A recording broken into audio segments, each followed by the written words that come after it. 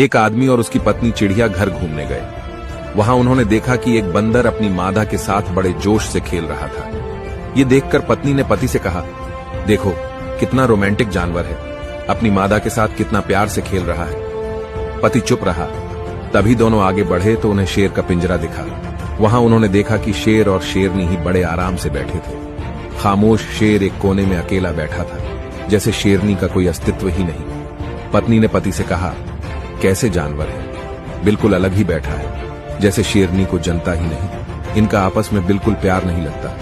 तभी पति ने पत्नी को एक पत्थर दिया और कहा, इसे बंदरिया की तरफ फेंको। पत्नी ने वैसे ही किया।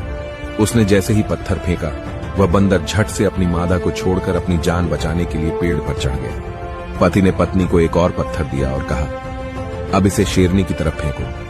पत्नी ने फिर वैसे ही किया और उसके पत्थर फेंकते ही शेर दहाड़ता हुआ अपनी शेरनी के लिए चला आया। दोनों ही जानवरों की प्रतिक्रिया समझाते हुए पति ने पत्नी से कहा, बंदर की तरह झूठे और असंवेदनशील लोग अक्सर अपने खोखलेपन को छुपाने के लिए इसे तरीके के दिखावे और रोमांस का ढोंग करते हैं। वहीं कुछ लोग शेर की तरह होते हैं जो दिखावे से तनाव मुक्त होकर अपनी जिंदगी को आराम से जीते हैं। और इसी तरह समाज में भी हमारे पास आजकल बंदर ज्यादा और शेर कम दिखाई देते हैं।